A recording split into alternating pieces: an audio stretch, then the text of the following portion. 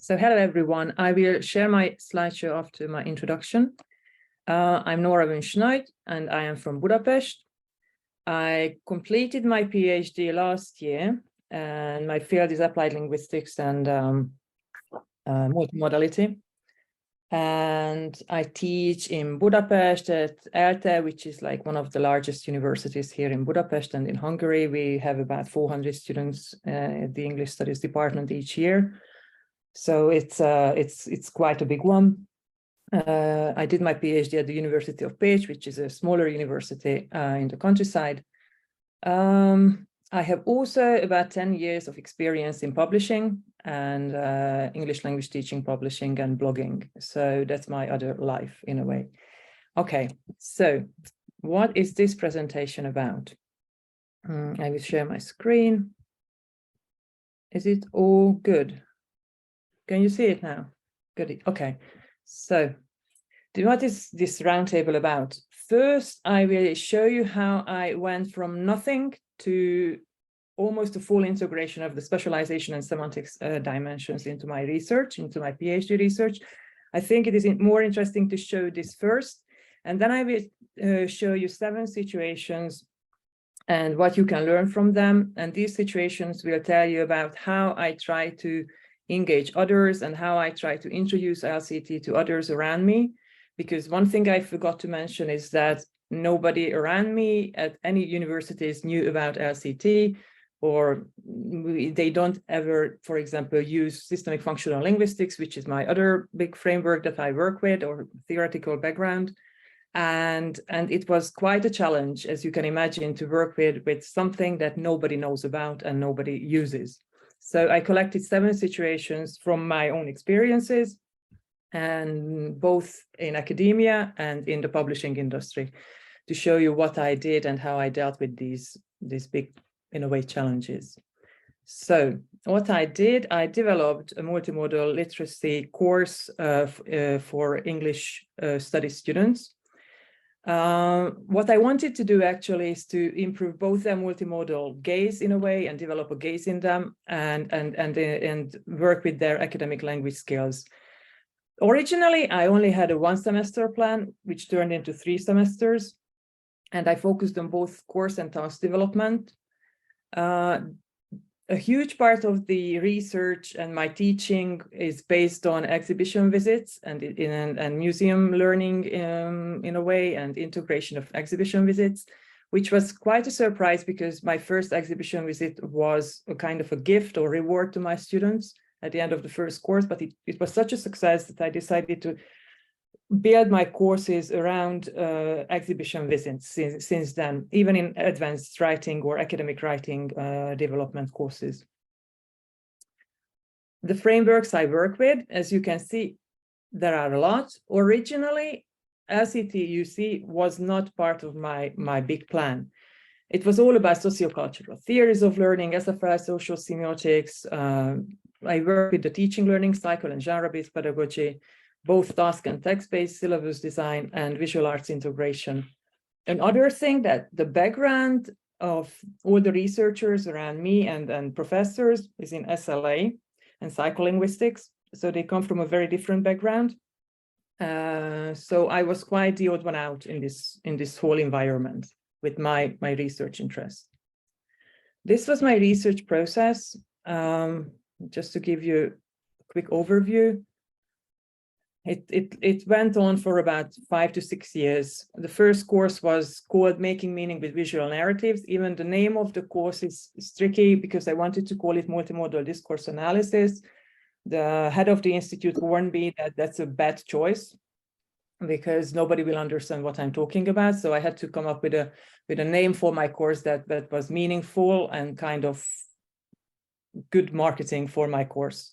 So if it had meaning and visual and narrative in it, then the students liked it, and there were loads of students signing up for the course. So it went on, it was renamed and renamed again, but generally by the 3rd time, I had a professor who told me that you have to teach something 3 times to make it work. Now, I agree. This is what happened with my course as well. And then I went on into data analysis and lots of conferences, and you see, how it goes, and the writing and editing process came. Okay, Where am I here? Okay. Here, wait, sorry. Okay. What I did, I worked with the teaching learning cycle, and my main thinking behind my course was building knowledge about multimodal texts, and I wanted to do it through classroom discussions and tasks. These tasks included test descriptions and analysis. I introduced the idea of picture research tasks in which students look for images based on and create galleries based on the meta language or the analytical background that we learn in class. We had lots of book discussion sessions when I actually take boxes of books into the classroom and we work with those books. And the exhibition visits and review writing was included, and it was project-based assessment, and students had to present their presentations based on a mini research plan that they created. I collected loads of data, pre and post course questionnaires. I collected my students' essays, both recounts, picture descriptions, and reviews. And of course, there were the picture research tasks that I had to deal with. So why I felt lost, that was the first big thing as a kind of inspiration to look for something else that would help me with my research. It was a complex network of frameworks in a very strange and very different environment. It was a long research project with a lot of emerging themes and large data sets. And dealing with the data analysis was really difficult for me, because what everybody promoted was content analysis, and they told me to look for themes. But I don't know if you have felt it, but I somehow felt completely lost, not knowing why people coded certain things in a way and what they wanted to mean by that. So I don't know, I wasn't 100% sure that I wanted to do something like that, and that was enough for me. But at that stage, I didn't quite know what I would do. Also, I've got to say, Nóra, by the way, I've got to say that you're like not the only one in feeling like this is really good. This is going to be really interesting, this talk, because I am sure that you're not going to be the only person here who's felt totally lost with the idea that the data is just going to talk to you into and turn itself into things, which is just this fanciful inductive notion that's just nonsense. You know, it is just pure chaos in data, and you have to have a sense of what you're looking for. Exactly. And when I remember we had seminars sitting around long text, student texts, and the professors were doing the data analysis, and people are afraid to ask why they code a certain thing in a certain way, because it could be coded in 100 different ways. And they are so sure that that's the only way they have to code it and then do it. And I didn't feel safe in that kind of approach. Also, the expectations from, and this is a bit different from the analytical issue, the expectations during my PhD courses were based on on the notions of communicative competence and the question of competence and what, I don't know, and motivation and what the students felt and I don't know how they approached and how they felt about my course. And that was not only lopsided, but it felt and it felt wrong to me just to focus on a certain approach. Then I started thinking about, and this is again not the data analysis, it's about the course development, episteme and techne in a way. And that was getting more to the point, like how I think of multimodal literacy based on or built around what knowledge and what skills are needed. But then again, I needed more clarity. And I saw binary oppositions everywhere around me. That's the simple and easy way to approach things, we know. So again, the focus on specific aspects of learning was expected from me. For example, age, motivation, attitude, emotions, analytical approaches. But how do you put it in a more complex system was my question. And in defining multimodal literacy, my question was about where is the knowledge in this whole, what we expect from students to show, and what about their own experiences. So you see where I'm going here, that the science for something that really demanded specialization codes at this point was already there, but I didn't know. So jumping back to what I did, so I developed originally 3 studies. The fourth, I would not do it that way today. The first one was about multimodal literacy development, building a multimodal syllabus through topics, tasks, and texts. And you see, I highlighted some questions, the main ideas like what specialized knowledge areas within social semiotic multimodality contribute to the students' multimodal literacy development, and what kind of meta language they use, what kind of tasks support the students' literacy development, and texts. So this was a very practical approach in course design. Then came the story of the exhibitions. So I knew that they already had experiences in museums, and I know that they visited museums.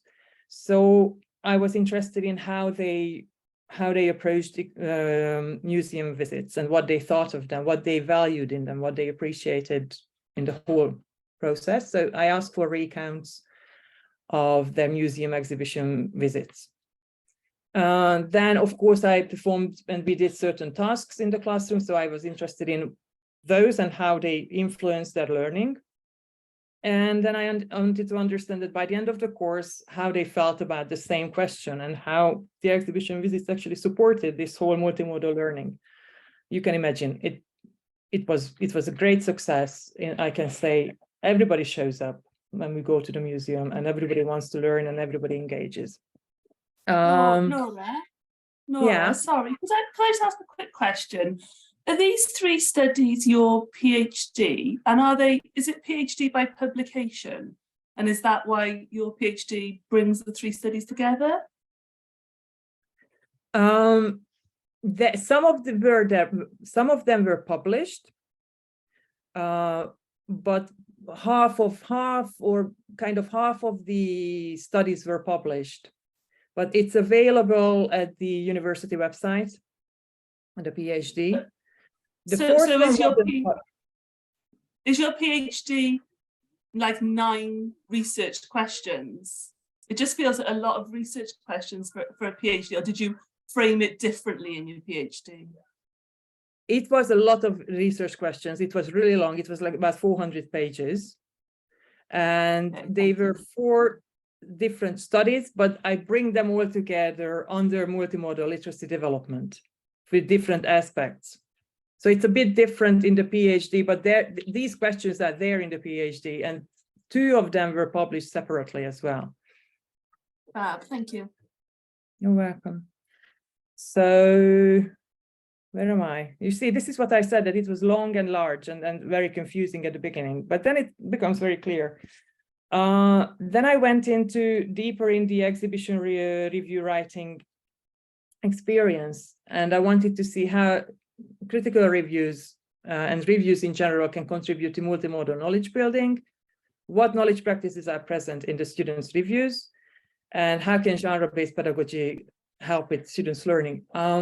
You see that by the 3rd study, I was more into understanding the secrets of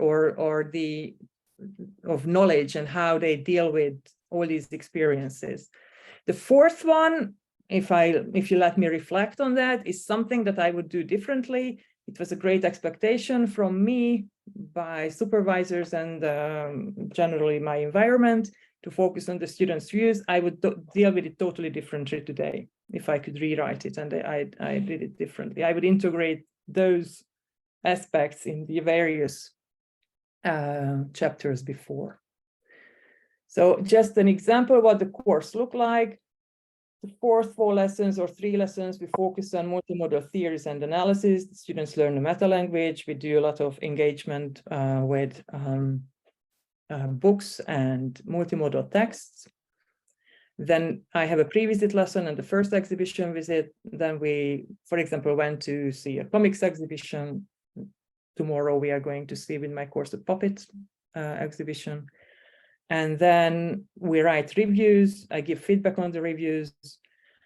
we go back to for a second visit, and they focus on a different aspect of the museum visit.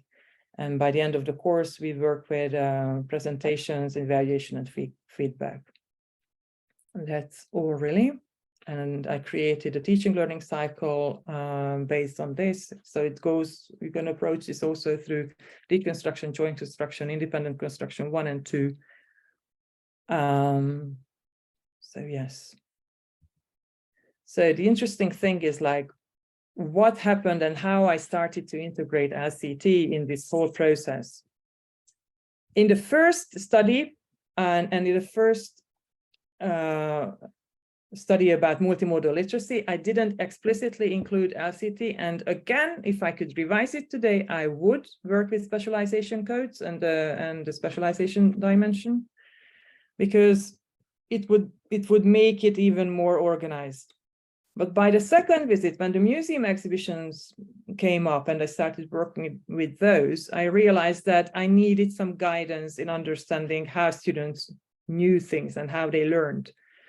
And I wanted to focus on the nature of the learning experience, both in multimodal literacy in general and in the museum learning. And when I worked closely with these visits, then I understood that, okay, I expect students to talk about these experiences, and I expect them to write about these. But during classroom discussions, I noticed that everything that they were saying and everything that they were doing in connection with the visits were really experience-based. They made no connections with other concepts or theoretical approaches that we learned. So again, I needed something to help with organizing that really new knowledge field that I was introducing to them, and their own experiences and our shared experiences. So again, I needed something. And as I started learning more and more about LCT, I realized, okay, by semantics, that the semantics dimension is the only way to help my students. Again, the fourth one, let me not talk about that. I should have integrated that section into the other ones. Now, this is how I see how the two dimensions, specialization and semantics, were present in my research. I think they happen simultaneously in a way. I wouldn't Nóra, say that yeah. Did you say how you came across LCT? Did I miss that? How did you find LCT at all? How did I find it? Yeah, when did you come across LCT at all? It was during my it was the first year of my studies, and you can blame Esther for it. She gave me the first book. I said, oh, you always need a mentor, I think, somebody who gives you the good stuff. And she said, well, look into this, because I talk so much about like how students know and what they don't know. And Esther gave me the knowledge building book and said, well, you should look into this. It might help. So I started learning, and I will show you in a bit what happened when I first introduced LCT to my own professors in my first paper. And it was, oh boy, it was just horrible. You make all the mistakes at the beginning, I think. I was still learning it when I started using it. I was still going deep into the theory, and I was a bit lost in a way because it was too much all at once. And it started to, you know what happens when you go into specialization codes. It changes the way you think.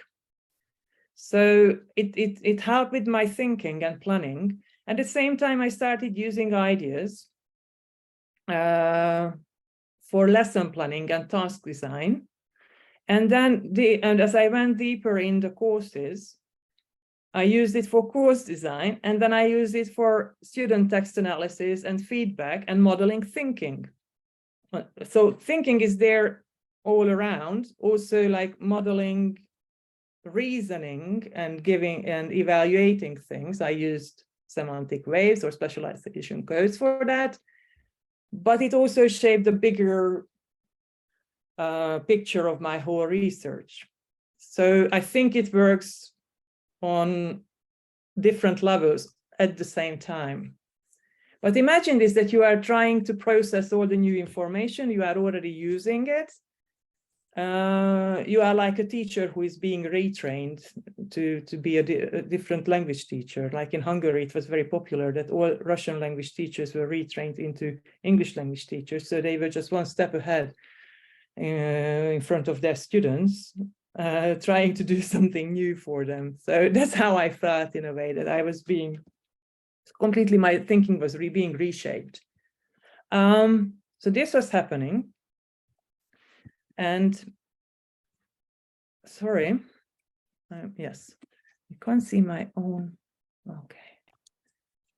And then I started using LCT for data analysis, not just for planning. What I did first, I realized that I had to become familiar with other researchers' work and study their translation devices.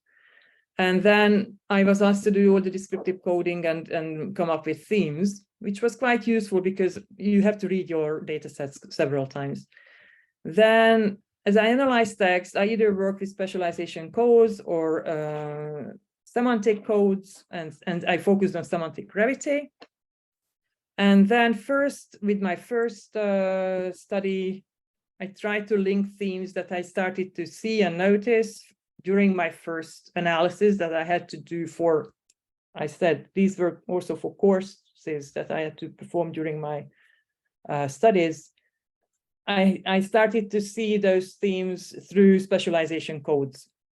So I came up with my translation device. And this was the big thing where I made a big mistake, and I'm linking to how you present LCT to others.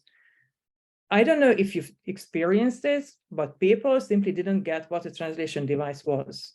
Even if it's the most useful thing that you can come up with, they didn't see, and I had to say, literally, I had to say, it is a table. So that's how, and these are smart people around, very smart people around me, but I had to say, this is a table. This is a table that has columns, and the columns can be read from left to right or right to left, whatever way you want to turn it. You can mirror it even. So that was good. I should have started with that, because translation device to them, I don't know, maybe they thought it was a fish in your head, or I don't know, some magic was attached to it. Nóra. Yes? Nóra, could I ask another question, please? In your PhD, did you show that descriptive coding and the themes, and Yes. then the translation device? Or did Yes. you, because I've seen some PhDs and they kind of put the translation device at the end of the methodology, and it almost kind of comes out of nowhere. It says, I did some analysis, here's my translation device, and then the findings. And I wonder, I wonder if there's a gap where you kind of need to show supervisors how you built your translation device with a bit more detail around the things. I don't know if you found that. It was not only that, and I talk about this too. There were even more expectations, like counting how many codes I could count around epistemic and social relations. I had to quantify it. I had to give all the data first and quotes for all the themes, and reason why I think that those themes will fit those specialization codes. And there were arguments, and I had to convince them that it will work out. You will see that it will work. A lot of drawing. You always have to keep a pen with you and keep drawing to people. But yes, I had to go step by step and show everything what I did, and include quotes for each theme, and then say why each theme will go well with each specialization code, and reason for, like, because that's where the epistemic relations can be found. But I had to be very specific about every step. But I will come back to this in a minute. I think, Nóra, I think it's really interesting what you're saying about the translation device idea. I mean, apart from the fact that it, may not be the best name for something, but I mean, once people have got it, once people know what it is, it's fine. But I'm not sure any name would work, because it always boggles my mind that it should be even vaguely new. I mean, like Basil Bernstein had the idea with the external language of description, which is even worse of a name. But he gave absolutely fuck all examples of that. So, I mean, really it didn't actually it was a kind of nice idea, but what it actually meant and how they were created was another matter. But once you get it, it's kind of like, it's really hard to understand why we don't have them already. But I know what you mean about the fact that, because people kind of think, I've actually even had people kind of go, this is so obvious to have one of these. I couldn't get my head around what it might be. And now I see it, I think, why don't we have them in everything? And I'm like, I know it's bizarre. It reminds me of the cat flap, which Douglas Adams said, had to be invented at some point, a door inside a door, and someone had to invent it. It's really obvious once you think about a cat flap, but before, there must have been a time when there was no such thing. Exactly. And this is why I said at the beginning that I was lost when I sat through those sessions when we analyzed students' papers, and nobody made it visible why certain things were happening. And then you wonder, do they really know why they are doing certain things? Yes, they feel it in a way, they say. You have to feel it. I don't know what that means. Yeah, and then, yes. and then you get things like people just kind of go, they'll use concepts that are really more about shaping your gaze, which I've come to think of in the book I'm writing as, I call it constructing concepts rather than analyzing concepts. And those concepts like governmentality from Foucault or habitus from Bourdieu, and so many threshold concepts, and so many of the ones that people use where they're about thinking about stuff and saying, you should analyze this, but gives absolutely no means of being able to do so. And then when people use them as analyzing concepts instead of constructing concepts, then they have to do this really hand-wavy stuff of saying, I remember seeing a paper by very famous professors from the Institute of Education using Bourdieu's work, where they just kind of go, Bourdieu, Bourdieu, Bourdieu, and then they do a quote from a working class student, and they say, this quote shows habitus in its very invisibility, or something like that. And I'm just sitting there and having read every single word Bourdieu's ever written, thinking, well, I can't see it, so I'm not sure how anybody else can. So like, not making, I mean, this invisibility to analysis is kind of frustrating, but but I can understand. I mean, did you get resistance to this? Is that why they made it so difficult and asked you so many questions? If you're going to be visible, then you're going to have to be visible about every single tiny thing. Yes, maybe. I don't know, but I feel that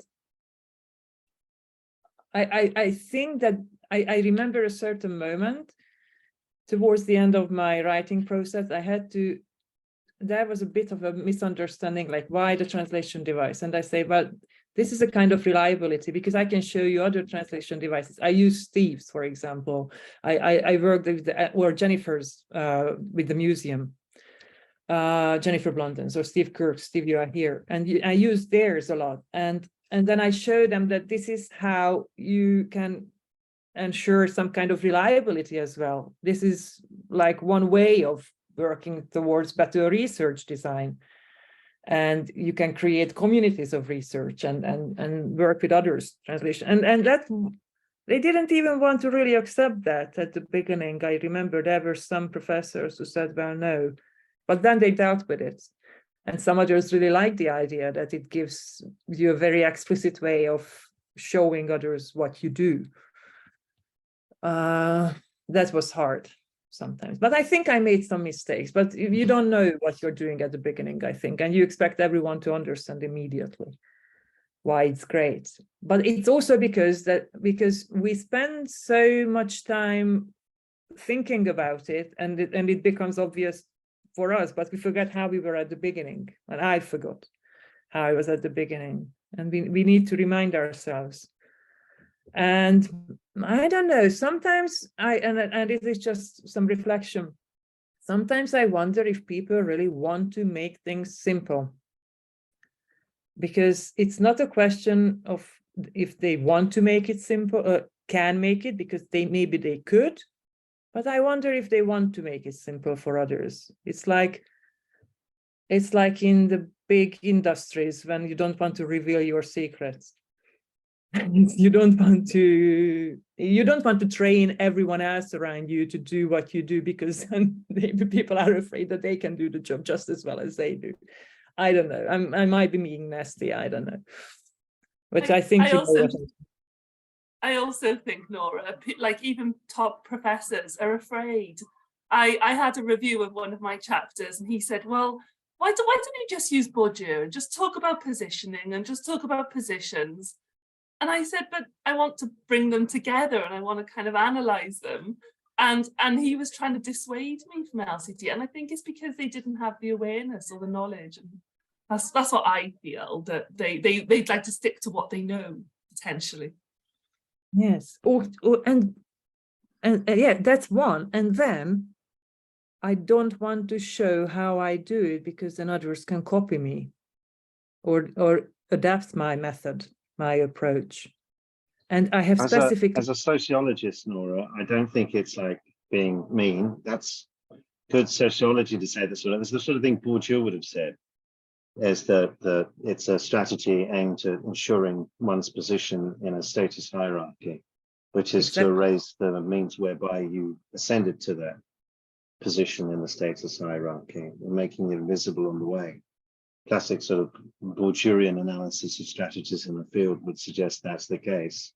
Although it does sound a bit mean. it is, though, what Bourdieu would have said, absolutely.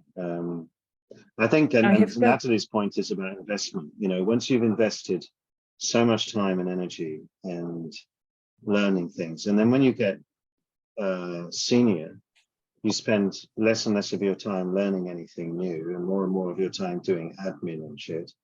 So so the idea of having to learn something new is often off-putting to people. So they kind of like prefer to go with the things that they know, you know, rather than something new, which kind of undermines things.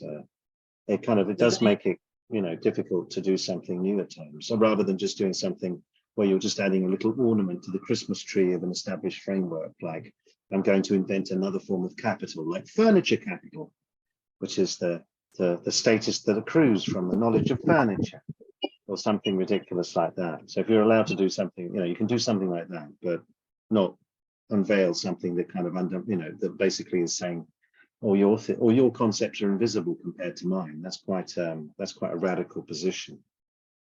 You know. Oh, by the way, I have to say, I'm absolutely desperate to always make myself obsolete and redundant as a teacher, and I much prefer, because that's just, you know, taking so much time of my life out. So I'd much rather people learn it as fast as possible. I've got smart people to work with. That's my motivation. If I was going to do a reflexive socioanalysis on myself, is my desperation for college. But thank God that you have a couple of professors, even really like old ones in a way, who welcome this. I could tell you those names that who told me, like, you need to carry on with this, and it gives a new perspective, and you should train others and help others with this in the institute. So then you get those people. In brackets, I heard literally these words from a music teacher, a lead music teacher, who said, I'm not going to write it down, my method of teaching music, because then others will use it. So what can you do? Then don't write it down. Okay. So yes. So this was what I prepared. This was the final product, for example, for the translation device in the specialization codes analysis for students' essays. You see, like, here are the epistemic and the social relations that I coded. I used other translation devices. I had to give a lot of quotes, and this was a big mistake at the beginning, that I didn't give enough quotes. quotes. You need to quote as much as possible from students' essays and data. I mean, I wanted to give only one or two, but they wanted to ask for a quote for every single theme and what kind of relation was analyzed.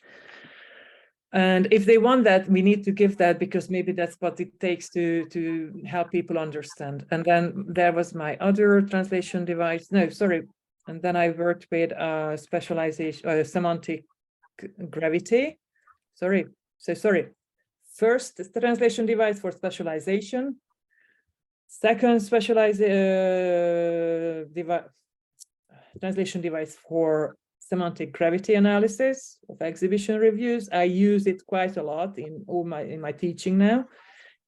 Steve's translation device inspired this one. You need the arrow here. Somehow that got lost in the copy and paste process here. So I go from personal response or example or experience all through enacting theories. This worked really well with students' exhibition reviews. And then I prepared this. We use it quite a lot, I think, with semantic waves to put quotes on them, but people specifically ask for this in publications and in my research as well, to show what I mean. Some people see immediately how semantic waves shift. Some don't, but then you have to hold their hands and talk them through. One question that always comes up, like, what's time? And I say, it's text time. And they say, what's text time? And I said, well, you start here and then you end there. So again, sometimes I had to explain that. Now we are going more into LCT for non-LCT people. This was the start. So it's a good thing that it wasn't my original plan, I think, now looking back, because I think if I had put it there, I'm not sure that they had wanted my PhD that much. It might have been too confusing at the beginning. I talked more about sociocultural theories and visual thinking, and I don't know, and I said I would analyze large data sets in this and that way, qualitative analysis, but I didn't specify, and I think that gave me some space. And I wasn't afraid of introducing it without a clear plan. I have a really good colleague at the editor at the publishing house. I said I worked there as well, and she always says, like, if they don't approve it, just go on with it. And then they will see that it works, and then they will approve it. And that's what happened. So I just went on with my plan, and I worked with LCT. I didn't care much. I was really lucky to have, for example, I sometimes wrote to you, Carl, asking for advice, or I asked Esther a lot about my research, and I had feedback. So I wasn't all alone, but at the same time, I didn't ask for approval. And I was really happy to have two supervisors who supported me, and one of them did narrative analysis and interview analysis, and they loved the idea. The other one worked with multimodal pedagogy, and they loved the idea of introducing something new, and they said, well, you're great for doing this. So actually my supervisor just gave me the green light, and you could go ahead with whatever you want. But then I was still alone, because then I didn't really get a lot of guidance. So I did a lot of reading alone. Carl. I've got to say, by the way, I'm just going to use that as a really obvious segue to advertise, you know, the roundtables and the conference and the email forum. We absolutely must engage with each other, because we are way stronger together. No one has to be as isolated as I experienced that as well. Yeah, that gave me actually, that was really empowering, that I felt that I could write to people and they would give me some kind of feedback. And it was not just feedback from the institute, from the corridor, but I think you need to be courageous to do that. Because this is what I feel with the content analysis as well, that people sit around the table and they are afraid to ask. And it's really frustrating. Imagine for a student to sit there and being afraid, not knowing what's happening, and asking a question. And Carl, you always say there are no stupid questions. So sometimes we have to ask the obvious. So that, yes, that was it. My mistake here was that I thought, and I think I was right to think, because they did understand. And if I talk to colleagues now who are in similar research interests, with similar research interests, they understand where I am coming from, but not many people know about the theoretical background in detail. They know about it, but if they had, put the philosophy back in PhDs, if they had studied philosophy or sociology, they will know where I'm coming from. And that's good, because that's a good point to engage, because there's a familiar name and they will work with that. But then I assume that everybody in linguistics or applied linguistics or language pedagogy will know about these theoretical backgrounds and concepts. And no, they don't always know. So you have to know your audience very well, who you are talking to, I think. My problem was that in my very first paper during a seminar, seminar paper, I just introduced it as a given, like, and then this LCT that is built around these and these theoretical frameworks and concepts. And I shouldn't have done that. I should have gone the other way through, like, this is why I'm using it. And by the way, it's built on this. But I went in too theoretical, too high, and that wasn't the winner. So Nóra, you could do a semantic profiling of your yes. talk. You started too high, too far up the semantic scale. I always find that with newbies, with new audiences, like, start low down the scale with the problem and the topic area, and then once they've then lead them into the middle of a forest, like lead them into a problem and get them wanting an answer to the problem, and then offer LCT as the way out of the problem. And then they're much more interested in engaging with it. Whereas if you come in and say, there's this approach, they're going to cross their arms and say, why the hell should we listen to that? But if you lead them into the middle of a woods with a problem that's kind of scary, and then you say, put your hand out, to mix metaphors, and say, come with me if you want to live, then like in the Terminator, then you're more likely to get a positive response. Yes, you have just summed up my whole presentation, so I can go. Oh, sorry. Arrivederci, everyone.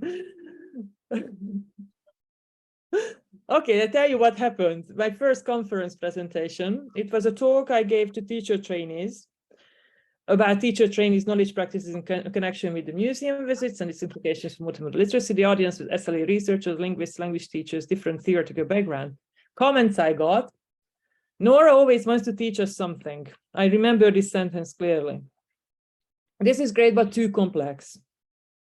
I wanted to teach specialization in a 20-minute talk, and I froze. I remember I almost fainted at a certain point, because I was like, I don't know what I knew what I was doing. I shouldn't have been doing that. I really wanted to show every detail, and I thought that by giving more and more evidence, we'll help them understand. But I was so silly, because I knew that there were people in the audience who actually worked on, like, teachers' reflective practice and narrative analysis. And I should have realized and made a link with those people, just connect with their problem to my problem. So that was one mistake. My lessons: it's everybody's private business to learn the theoretical background, and it's your work to do, and you don't have to share all your struggles with others. They can go through the same problem, same process all alone, but it's not my job to do it for them. Actually, people might even feel intimidated, because you come in with the big theories and they say, well, it's too much for me, it's too overwhelming. Show why you did what you did. Start with the experience, as Carr said, and introduce only a couple of necessarily complex terms, 1, 2, and then lead on from there, that moment. As I said, you can show others in your own institute, like, oh, you're working with this issue, I'm working with the same issue, this is how I solve it. Now I'm doing this, and now it works really well. I'm telling people, and this will come back, telling people like, here's a task, it really works, look what I'm doing. And I don't tell them anything else. And then they come back to me saying, what are you doing? And I explain, well, this is semantic gravity analysis that I ask students to do with different colors, for example. Second conference, focus of the talk was supporting academic writing skills, same background. It was an in-institute workshop, training. There was genuine interest, but then I went the other way around. You do all the mistakes, I think. I oversimplified the theory, and I focused on my practice and how it informs my teaching and my museum writing tasks. But what I should have done, I should have showed them how it can inform the whole learning program, a whole course. I could have made it relevant to, like, this is what I do, and this is how it could work with, big word, redesigning, or I don't know, reforming the whole course, or how it could help everyone in the department. I could have said that. So I focused too much on my specific situation. Here again, you need to know your audience, because I should have highlighted what they already know about LCT. They know about the sociological and philosophical background. Everyone knows something. And again, I should have shown a full lesson and adaptation. Do some recontextualizing for them. Third one, I was getting better by this time. It was good because it was the ESCLA in Portugal. So people there were, of course, open and they understood something, but this was a big step for me, because by then I think I was able to show my data and show my teaching process and say, this is what I did. Here I realized that I'm not giving enough examples. So you need to give, you need to show the quotes, and then you need to give examples to your audience, because that's how they see how it works. Showing your translation device everywhere. We go back to the translation device again. Here, one thing came up. It was like using SFL and LCT together, and you are all familiar with this problem. I think that they are related, but we shouldn't confuse them. One is good for one thing, and the other will inform your research from a very different perspective about, for example, here with me with semantic waves and semantic gravity analysis. That helps with knowledge, but that won't help with text development the same way genre pedagogy does. So we need to use different approaches or frameworks for different goals.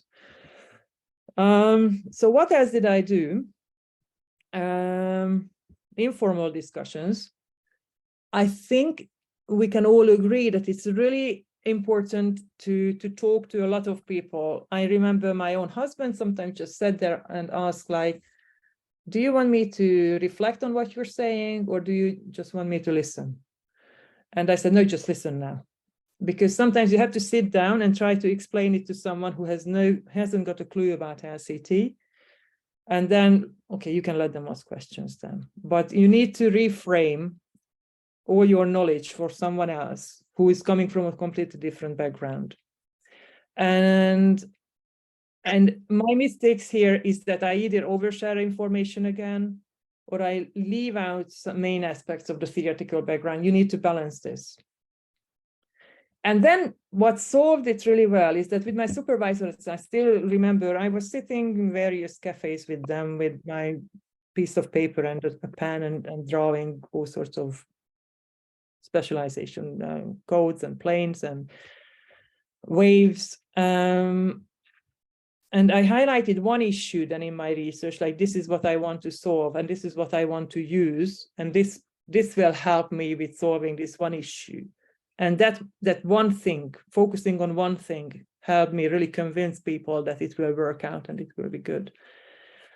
Lessons you have to draw, because LCT is also a really great I mean, it's good for visualization, and I think that's a big secret in it, that it visualizes analysis and thinking in a really colorful way. In a way, it's not simple, but it gives you a lot of possibilities. I need to realize, I need to make connections. How is my research relevant to others? What is the catch? Have they experienced any of the problems your research focuses on? And I started talking to other people like physicists and programmers even, I remember. And they all like the idea. And that gives you, you know, the feeling when you feel that you are too stuck in your own field and you go and read something else, and then you go back to your own field and it gives you a new gaze in a way. And that's what talking to others can help. So even grab someone in a cafe, I think, or a friend, and say, like, I will explain something to you now. And I do this with my own students now. I ask them to write short text for different audiences. Like, imagine a secondary school student that you are explaining something to.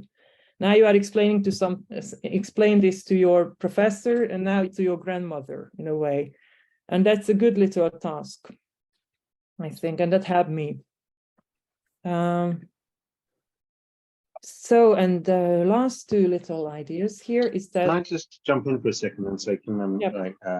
I'd really encourage people who are writing in the chat to jump in and ask, because Nóra can't read the chat at the same time. So it's like, if Natalie or Steve wants to make those points, that'd be awesome. If you want to just jump in.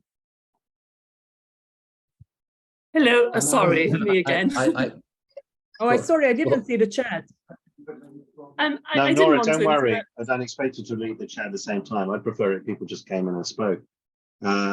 Which one of you wants to go first? I was just going to say that I feel exactly the same as Nóra. I overcomplicate things. People just, I give too much information. But in writing the thesis, the problem I had was that you kind of had to follow the traditional structure of, this is my methodology, this is what I've chosen to do, and this is me doing it. Whereas if you want them to find out that LCT is the answer, you've kind of got to show them the problem. So show them the data's a mess, and actually tools like Bourdieu are not best fitting to analyze that data.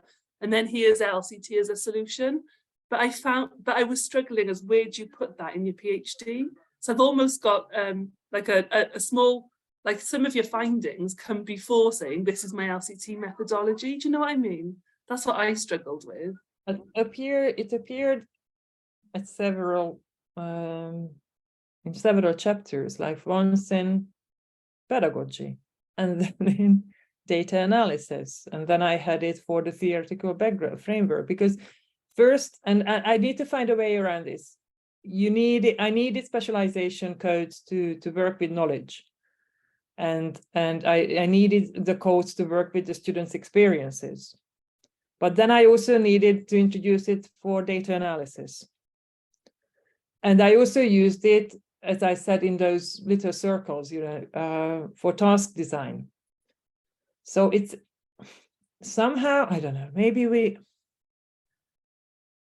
I don't know the exact answer, how to go about this in a long text like a PhD. In a paper, it's easier because then you're focused on one thing mainly. But maybe I need to do something very practical for, like, I have some colleagues who are asking for help now, who have just started teaching like academic skills. And maybe I will put together a presentation for a paper for them, or something like a guide.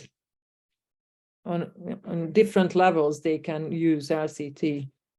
But I get your point, because it's present, so I don't know, at so many places that you don't know where to put it.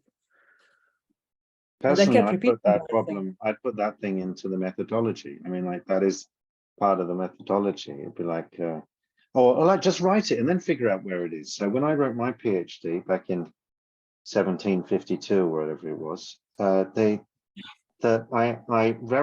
the very last moment, I had a kind of introduction, and then I had a kind of literature review type thing, and then I had the theoretical framework like we normally do, and the methodology. But because I was laying out a whole new theoretical framework, it didn't make any sense. So this kind of organization didn't make any sense. And I just right at the last minute realized I had to take the new concepts and put them the other side of the methodology. So I ended up having this literature review, setting up like, you know, so introduction saying what the problem is in the real world, then the intellectual problem, and then why there's this intellectual problem is the literature review, and then how I'm going to try and what tools are used for the theoretical framework, then how I tried to use it. This is to answer your question. I actually had my methodology saying how I tried to use these concepts and why they didn't do the job. So I just put it into the methodology in a way, and then and said in that part, so I had to develop these new ones, and then I use them in this way, and then I introduced them. So I mean, like sometimes you just have to write it and then figure it out later, and not worry too much about a very fixed idea about what chapters are involved in a PhD and how they might have to go, because sometimes it just tells you, no, we don't want that structure. You're going to have to do some other structure. So I would just say, write what you need to write and then figure out how to cut that cake. Yep. Methodology is the place for it, I think, too. Yeah. Thank you. Thank you. Where am I? Not LCT platforms. Steve, or what? Steve want to ask some? Oh no, I didn't have a question. It was just a reflection into the chat. So I mean, so I've worked. I haven't done it for a while, but in sort of my own practice and working with colleagues in my institution to try and sort of raise awareness of LCT. Your slide there, Nóra, where you're sort of reflecting on the challenge of the balance between oversharing detail and then not giving enough. I've experienced that several times, and so I have a number of colleagues, for example, who now use quote the waves in their teaching, but they don't understand semantics. So they've seen the basics of what I've done, but they sort of take away the surface level and don't see the generative potential that sits underneath. And I think that's quite common, right? So either you go, I think I've got it wrong in introducing too much technicality in the past, and then people are put off by it, don't engage and don't try out things. But then if you oversimplify, maybe they see its use, but they take away only a very simplified understanding. And so that then gets replicated into pedagogy, but in a sort of non-generative way. And I'm not sure that I have ever quite succeeded in finding that balance. And the thought that I put in the chat was that maybe the best that we can do is try and find that balance the best we can, and hope that the participants, the audience, then go to source. They go and read Carl's work, they go and read other people's work, and they engage a little bit more deeply, and then think, okay, you know, it can be used in these ways as well. So it was just a reflection. No, that's a really good point, because that's what I see now. Is my fear is that this pedagogy link, that okay, it works really well in the classroom, but what else you could do, you don't realize if you don't know the theory. You need to understand the background, and then I'm trying to find a way. Actually, Carl has a short video that I shared with some colleagues who teach theories of knowledge, and they realized, they came back to me saying, this is really great for interdisciplinary projects. I see it now, how it could be used. I don't know what they mean, because we haven't really talked about it, but it gave them an idea, and that's what I'd like. Not just to use what Steve says it's in the classroom, but to take it further and use it in your own teaching or research or thinking. Yes. And this is somehow links to this situation that I experienced. I wrote a blog for the Havling Readers blog, which is where I do some ELT, English language teaching writing. And with the editor of the blog, I had a kind of an argument, because she said, you can't overshare too much theory. You can't give too much theory to our readers, because they are primary school teachers and secondary school teachers from all over the world, and they are interested only in pedagogy. And at first I said, no, I need to do this. I need to give some background. I said, and she was really right. And I thanked her for that later because she, yeah. 别动，那个是错的，让人家回头拿走。 Okay. I'm sorry, I don't understand. 听讲座呢，你先放那儿吧。你吃什么？我等会儿吃。Who's that? I'm not sure that's directed at you. I think that may have just been coming off, but I've just muted it because that's not in English. Thank you. No, definitely not. Wait, here. Right, here. So I overshared too much again. And I forgot that the blog was about teaching practice and not LCT. And this was quite harsh at first. And when I heard this, that this blog is not about LCT, they said, and that made me a bit like defensive, like, don't say that. But then I realized I need to find a way to represent it. And I wanted people to get familiar with it. And I had to accept that, yes, my blog was about teaching. And again, I had to introduce different ways of knowing in simple terms. You always have to have another word for the meta language to make people comfortable.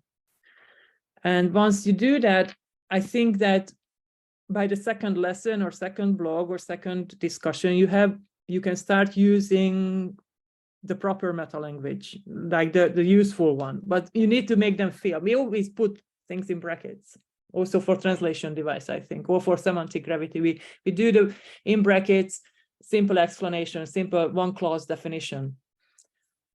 I need to give, we always have to give real life examples, immediately a task, like how you can use this. And I think that, as I said again, it's also a really great visualization tool. And that's my favorite bit about it, is that a wave can really engage students. The specialization plane can immediately give them a better overview of things. So use the visualization. And as the editor always says, like, give the references immediately, because then they can go and find out. They will be interested, and give the simple link to the LCT website, but give a link to a paper as well that might be relevant. And this is how they can explore immediately. And that's what I did, and I think it worked really well. And the editors wanted the blog immediately, and they said, no, we want it, we like it, you just need to rewrite it. The same thing happened when I wrote for the Journal of Museum Education. We like it, we want it, but reframe it for art educators. And that's the thing about it. And I think that then people are interested, and they will go and find out. And with students, so in my writing class, what do? I make it, they don't have to understand, I think, the background, unless they want to do research. So I have questions like, why did I get a low grade? Why is it difficult for you? Why is it difficult for you? What is difficult for you about this writing test? How can you become more persuasive? Or I had comments like, I remember one student said to another, they said, you're being judgmental and not critical. And those moments, when you hear something like that, I think you can stop there and take time and reflect on, like, what you're saying is actually something about specialization codes. And then you explain to them different knowledge practices. And I think we need to use these moments and notice them. And at the beginning, I was afraid of being really explicit about, like, this is what I give you, and this is what you can use to make your writing better. And now I'm doing it in a very open and courageous way. I just show them the wave, and I tell them, like, I know this is your problem with writing, with talking even, and this is good for also for speaking. And this is how thinking in terms of these waves will help you. You also have to train your students, about the evaluation based on semantic waves. So I give them feedback on that. And then I worked with artist teachers in pedagogy, and these were painters, sculptors, and so on. And for them, it was really interesting, because there I had long 90-minute discussions with these teachers who work in the art studio. And with them, I immediately found really relevant issues connected to their teaching experiences. Like, why don't my students understand my feedback? Why is it so hard for them to understand technical terms? And then I immediately jump into the theory. And as I said, if you know your audience, you can jump into the theory with certain groups, and they take it immediately and they use it. Again, general tips. As much as I said, it transforms your teaching and your thinking, and then you learn to highlight learning challenges or communicative challenges in your classrooms or in discussions. And I think it's a really tiring process, because you can't expect students or yourself to have such a level of awareness, but you can model your own reasoning through reflection on how you use semantic waves. And it helped me a lot with helping students understand dialogue and understand academic dialogues and how they should work. So we go slowly, and sometimes I stop and I ask them to reflect. And I sometimes even ask students to last week I had a really interesting actually discussion about how do history teachers know what they know, and what sort of knowledge areas or knowledge should they possess? Why do they have to study archaeology and pedagogy at the same time? And I am not afraid to stop the lesson at that point and then dedicate 15 minutes even to discuss the discussion about what it means in terms of specialization codes and how you know. For a 19-year-old, I think it's a really important discussion and moment to realize, like, there are different ways of knowing, because nobody ever tells them that. And if you get them, I think at the age of 18 and 19, right at the beginning of their academic career, it can really help them see their own learning in a different way. And I do that now, and they appreciate that. And I can only do this because of the codes that I can explain to them. And I think that's not the technical takeaway for them, but that's something that will help them see their own learning in a different way. So I do that now, and it works. So you see, you can introduce even theory, because I think that 17, 18, 19-year-olds love theory more than anyone, because that's when you read the big philosophy, and that's when you engage with the big ideas. What happened then? So these are my lessons that I learned. I started with these experiences presented in the 4 codes, and not the codes themselves. That's how I talk about the specialization codes to people now. And then they love the idea and they follow you from there. With the semantics, that was one difficulty, like how I make people understand that these are all relative, and the strengths and weaknesses have to weaker and stronger relations we talk about. And that's sometimes really hard for people to understand what it means that something is stronger and weaker. And I think we all struggle with this, that we are working within a context and within a text. Nóra, could I just ask, and when you mention specialization and you say that you start with the experiences presented in the 4 codes, could you give us examples of what those experiences might be? The experiences, let's see, the art teachers. Sometimes they talk about how they explain certain art theories, or what language they use to explain art techniques.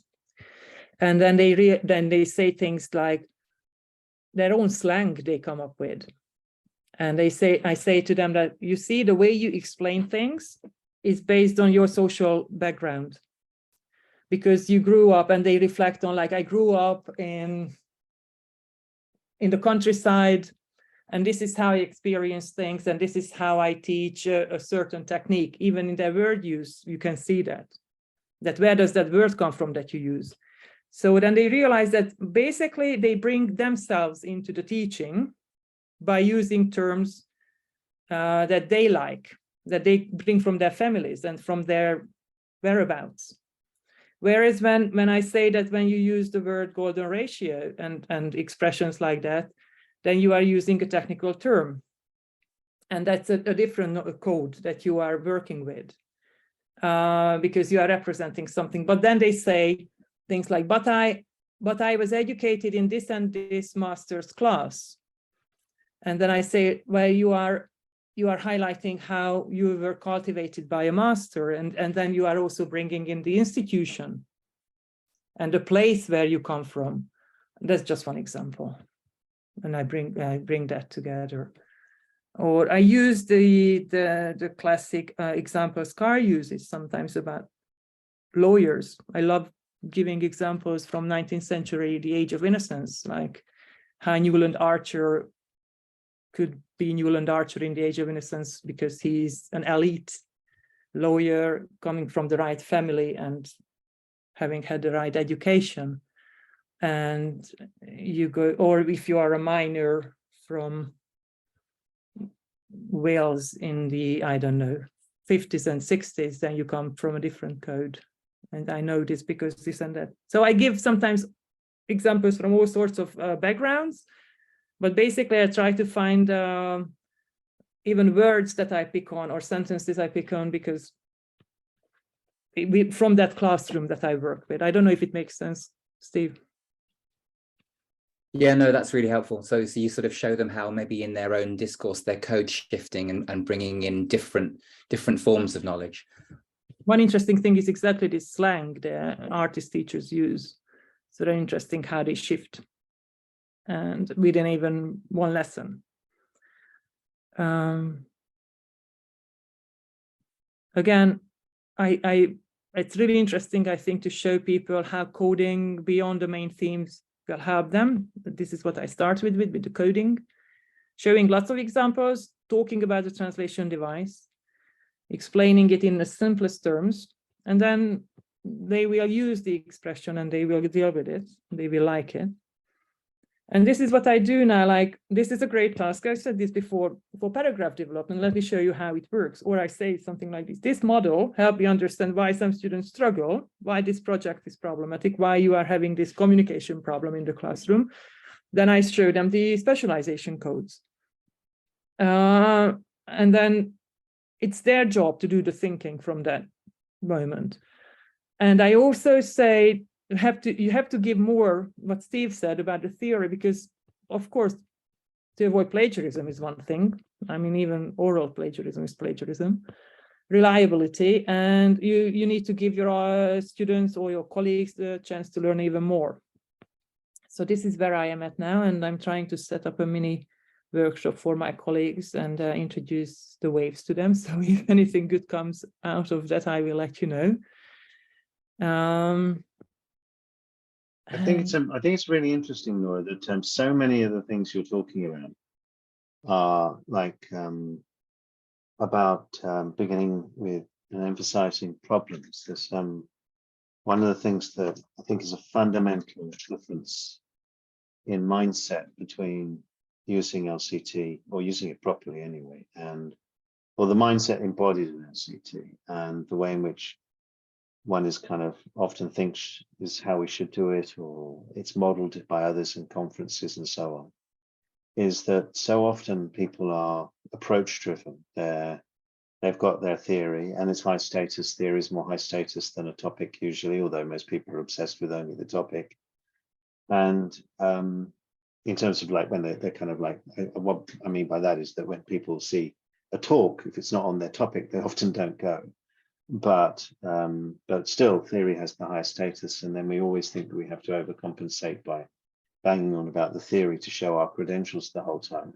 Whereas far more persuasive and actually in line with LCT, the ways of thinking embodied by LCT is to be problem driven, and it's great that it is also much more persuasive. It's not just that it's how LCT should be done, but it is more persuasive because people have problems.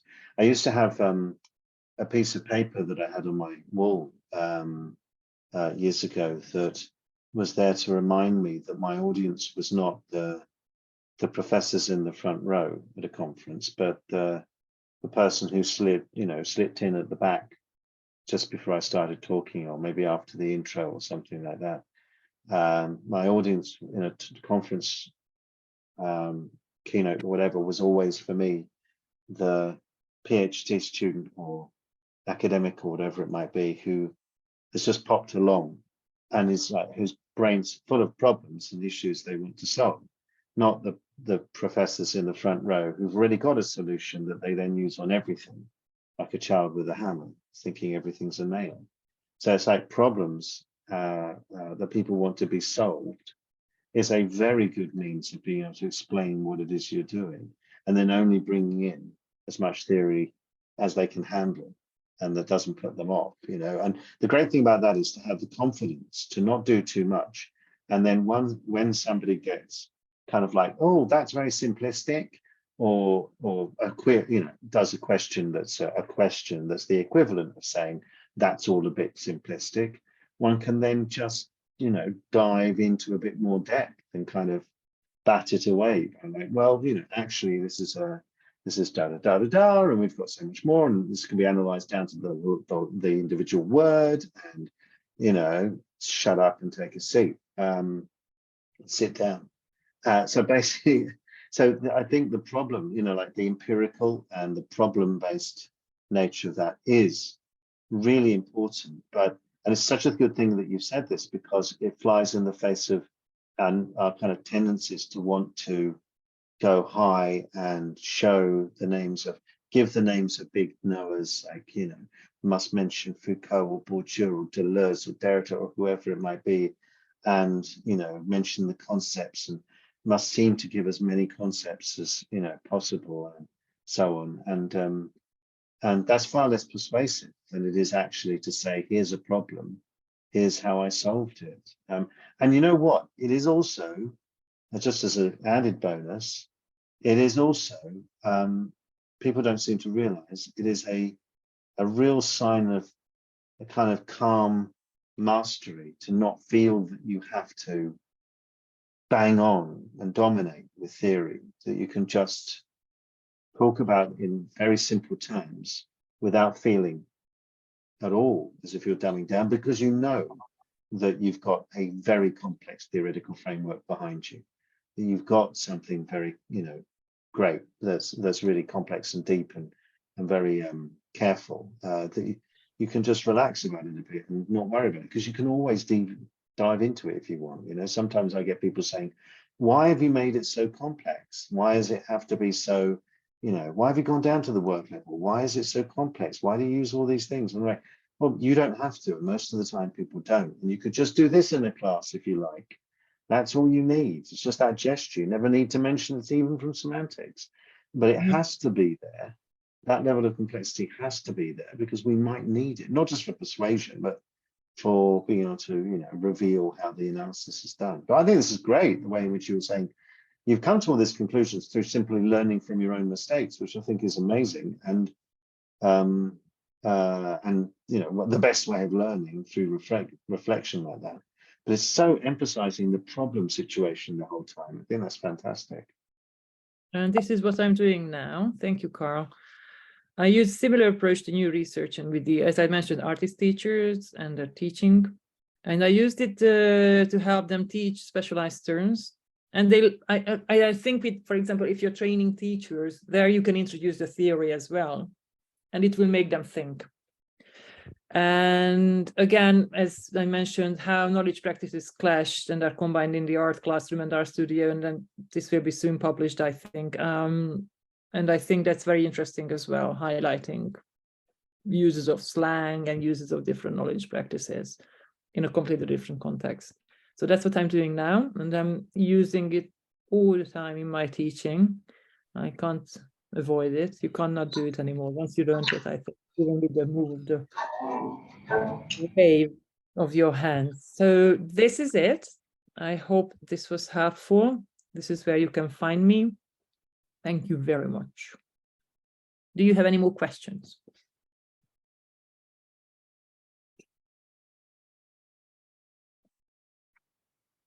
That was 90 minutes. That was brilliant. One. Yes, who is that? I'm sorry, I can't see. I've stopped sharing my stop sharing, and then I can see. Okay, I'm here now. Okay.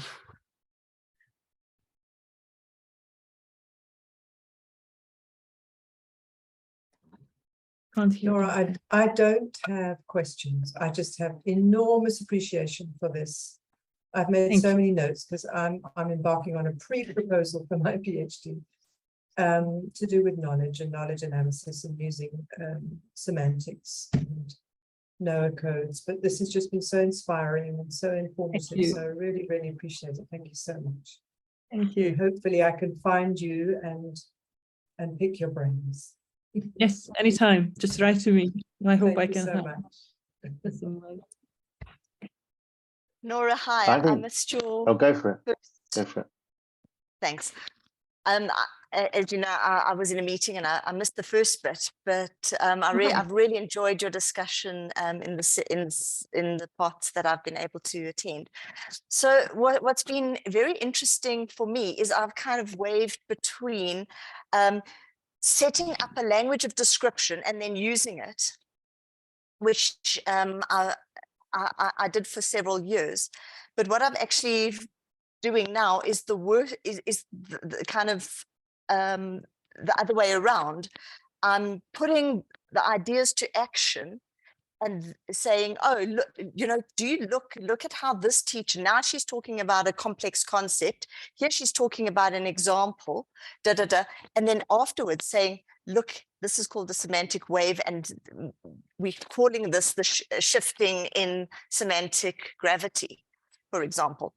And I think that one of the things that I really appreciate about LCT and how we've been able to use it is that you can disaggregate it into just using one concept for one purpose, and sort of introducing those at different times, and then eventually kind of building up the complexity. You don't have to give it all to them at once, and I think that that's been incredibly useful. In another example, you know, I got students to look at the semantic shifts in semantic gravity and the semantic density in their reflections, and it was actually too much.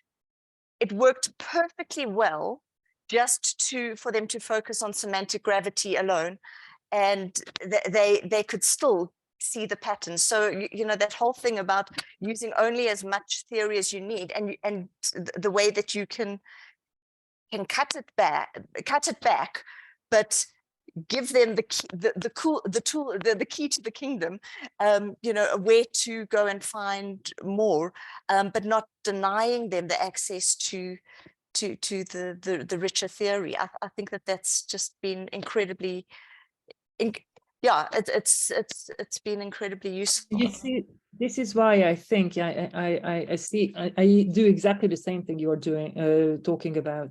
I think that's why sharing just some theory, and that's why LCT and, for example, thinking in terms of semantic waves can really change the way you think, because there's so much theory behind it that it has that potential to transform, and you can easily adapt it and recontextualize it. Because otherwise, if it was only a tool, then it would work for only one purpose. But since it's more, you can show the students they can use it for more purposes if they find their own contexts and their own problems. Because otherwise, if it's just a tool, you can use it for many things. You can repurpose things, I understand, but that wouldn't work that well with theoretical thinking and pedagogy and analysis.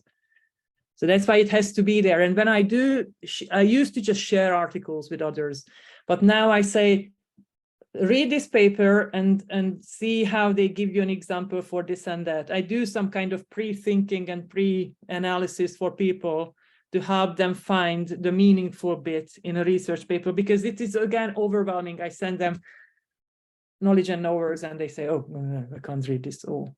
But then give them a question and give them a paper and say, look how she solved and how she gives an answer to this and that. And then it's like reading something backwards, and it helps, I think, building it up from there.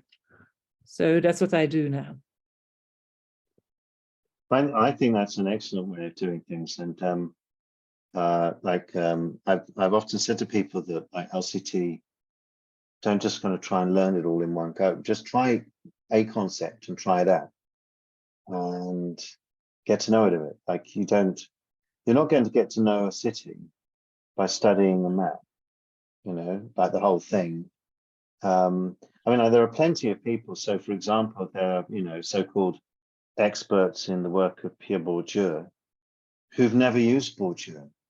And so to do research. So they suffer from the very thing he said was one of the worst crimes and diseases, as he called it, that you can have, which is theoreticism, which is to not see his theory as an actual practical toolkit, but to actually just study it. So they're like someone who studies the tube map, you know, the underground map, and studies and studies, but they've never used it to get around a city. They've never actually used it for what it is purpose for, you know, what its purpose is for. And so I think but you know, you don't want to learn the whole thing. You know, the way in which you learn, say, how to get around a city is not by studying the entire underground map. It's by, you know, doing a journey using it, and then you get to know a bit more and a bit more. So, and no one, by the way, should be subjected to trying to read knowledge and knowers. Yes, they do. That's actually against the UN's, you know, Geneva Convention. Oh, no, and more. You give them a nice package with all the references. Print it for them. Yeah, but no, that's the way to do So it. when I set up my language school, I set up my language school, it will be called Blood, Sweat and Tears. So that's my approach. No, I'm joking, I'm sorry. No, I think this is excellent. This is so helpful because this is the stuff that doesn't get said. You know, this is the stuff that doesn't get talked about, is how to learn things, or to what the mistakes people make.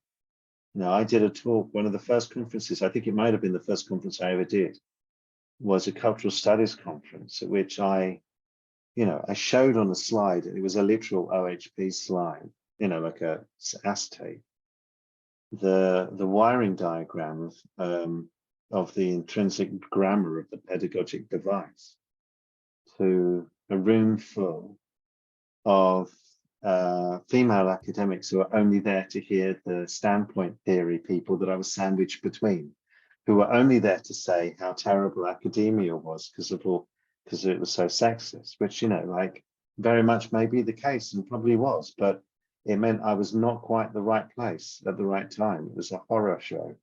So it was one of the ways in which I learned, you know, you really do have to understand where you might be positioned in a conference, which you do not often have control over. And therefore then be able to match that, you know, audience rather than engage in the kind of co-clash that I did with that cultural studies audience. Yeah, we need to swallow our theoretical pride in a way.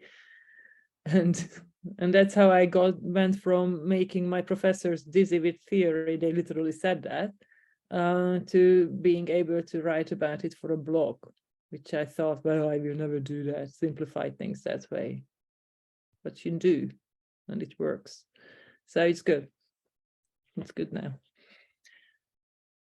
So what's next? Well, I mean, I thought that was excellent. If anybody has any more questions, then please just make, or comments right now, then please do. Let me know. Just jump in and interrupt me. No? Okay. Hi, Nóra. Hi, Nóra. Hi, Nóra. Actually, I encountered the same problems when I'm trying to explain some LCT concepts to my colleagues and to my students. So actually, if I just mention the term LCT, they felt quite baffled because the term is very dense in meaning, and it's very I mean its gravity is very low. I mean, it's not a very high semantic gravity. So I usually avoid mentioning the term LCT because it's an acronym, very abstract. So I just start from some basic concepts like context dependence is related to context dependency is related to semantic gravity and the density of meaning is concerned with semantic density. So it's quite. I think we can use some start from some basic concepts. So to have a kind of a bottom-up method rather than a top-down method, because LCT these three letters stands for lots of meanings and lots of a series behind it. So yeah, it's very, very interesting question, and also very, very kind of I mean, for researchers in this field, it is also very, very difficult to how to say to resolve this question, resolve this problem. I know. Yeah. I exactly have the same feeling sometimes, that I'm yeah, careful introducing the name. Yes. But then with some people, it took me 2 years maybe to use it freely. And they use it now again with me. I mean, people from different fields and like research interests. But you have to go slow, because we know it. We know why it works. And I just remind myself of my own reading. How many times I read and reread the same paper to understand the depth. So I can't expect people to just take it and work with it. I have to do some pre-work, pre-reading for them. Yeah. And then that's patience and careful word use as well. And I think that the blog writing was the most revealing in this, where you need to deal with people. I mean, in ELT writing, in language teaching, publishing, everything needs to be very practical, very simple, without killing the theory behind it, because we know that the two can't be separated, but you can't say it to people. You have to make them believe that they are getting what they want. So I think Can I teachers jump in there? like that. Go ahead. Thank you. So when I put the tools to use and to do something like absolutely remarkable and show something that really they've been grappling with, and here is a way to see it in a different way. What I sometimes do is I just put the LCT logo across the top of my slide or in a corner with the, with the website, and always at the end, thank you, whatever, and then I say, to find out more, and then with the link, so that there's always a sense of directing. Yes. However light touch I'm working with LCT, and however implicitly I'm working with the tools, to always direct, to give it its credit, and to direct to a place where they could learn more. I think, not to do that is to me kind of important. So, that's a kind of a way that I work around that.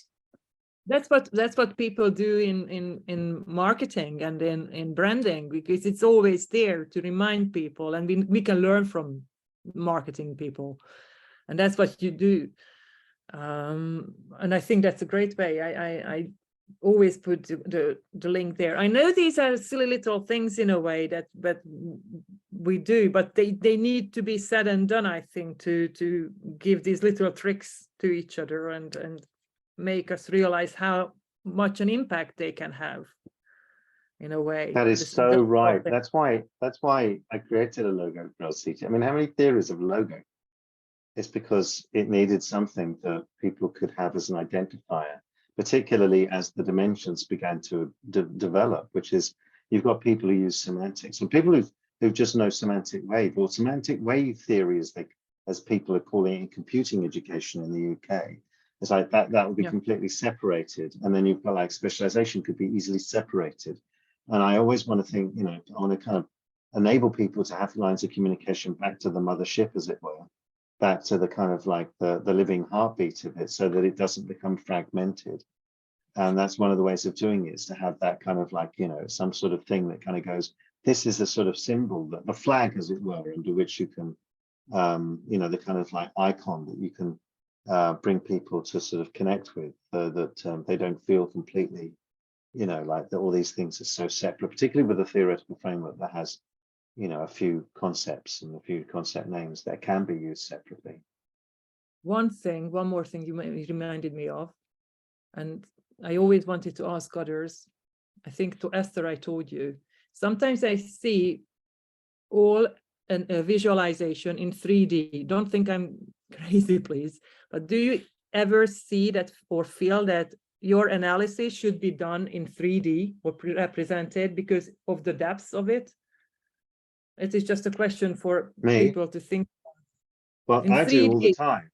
I mean, like, for example, constellations, I visualize in my head always in 3D. And and the problem is, and in fact, for me, the breakthrough to a new idea or an analysis comes in one gigantic whole, and then, but I can't put it into words, and then trying to turn that into a unfolding linear narrative of the writing is, you know, the excruciating, and to do that, and then to do it in a way that anyone else could follow, and then to do that in a way that might be vaguely persuasive and have some sort of logic to it, is the excruciating pain that takes me 10,000 drafts to achieve each time. But the actual thing I always think of as a 3D, and I did experiment, for example, with planes adding in a Z rather than just an X and a Y axis, and very quickly found that it is wholly inadequate on the ways in which we read. It doesn't really do justice to things. And I could find ways in which I could always separate the third thing off and deal with it separately and create a far more convincing and neater and simple. So I'm always thinking, if you can reduce 3 to 2 or 2 to even 1, or in some cases, as I was saying to myself yesterday about, this morning, in fact, about something that I spent yesterday writing and then decided to entirely delete. If I can reduce one thing to 0, then, you know, it's like the elegance is improved. So I've often thought of it as being, yes, 3D and so on personally, but the problem is that it just doesn't come across, and it's more about making an explanation that's convincing rather than modeling something, to be a perfect, you know, kind of little airfix, a little model of something else, like in all its details. I'd rather simplify and do violence to it than that's convincing as an explanation, rather than an attempt to try and reproduce a miniature version of the thing itself. So yeah, I think in 3D all the time, and it's really, you know, painful to then sometimes reduce it. But you know what? On the process of doing that, you can often find yourself coming up with a way better explanation. Yes. Yes. Okay, and just a little side comment or question I had in mind for months now or years. So thank you. Thank you again.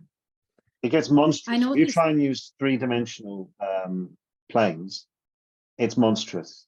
It's just, you can't see where things are. It's just on the, you know, you would literally need holograms that you could walk around. I mean, if I had Iron Man's laboratory, Tony Stark's laboratory with all the 3D projection, the holographic projection that, you know, Industrial Light and Magic make up in post-production. But if it was real, then LCT images would look a little bit different.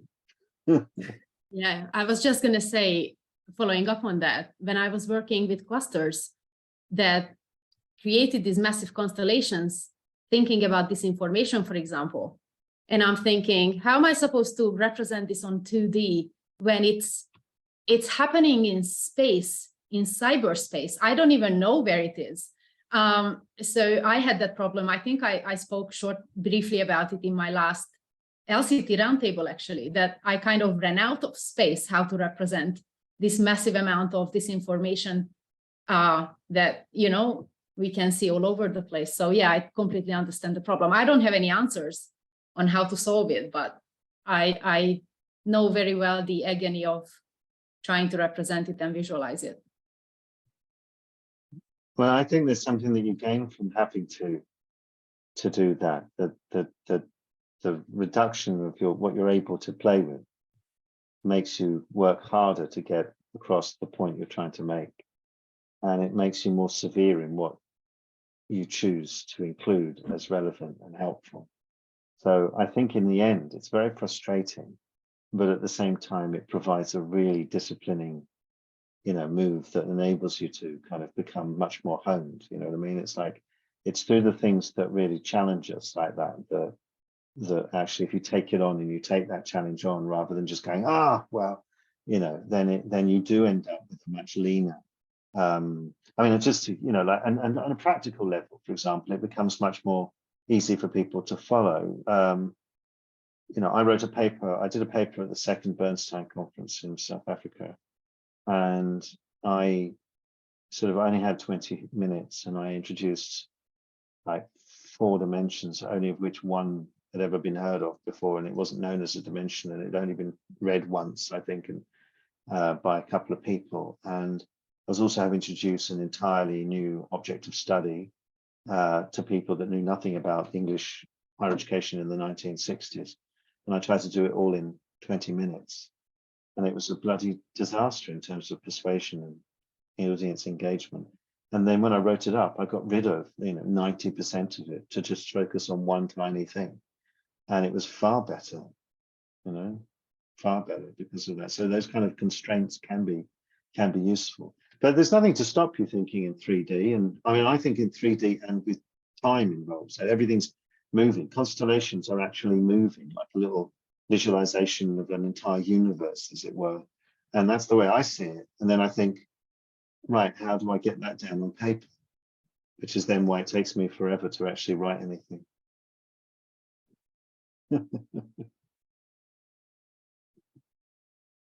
Well, that was like awesome, Nóra, and thank you so much for that. And I really, really enjoyed that very much. So I hate this bit at the end where like Zoom won't even let the sound of clapping come through because it kind of filters it out, so you don't get to hear clapping, at all. Thank you. But I love that. I really did. I love anything that like where it breaks the normal conventions of like by actually talking about things like, how do we persuade people and how I learned from my mistakes and things like that. I think those sorts of things, and anything about the process rather than just the product, is also really interesting to me, because I think nobody, and this is something I share a lot with Bourdieu and I'm reading him again in his lectures and so on, it's like, there's always going on about people don't know what it's like to do actual research. And he's really scathing about people, like, I'm going to stop the recording.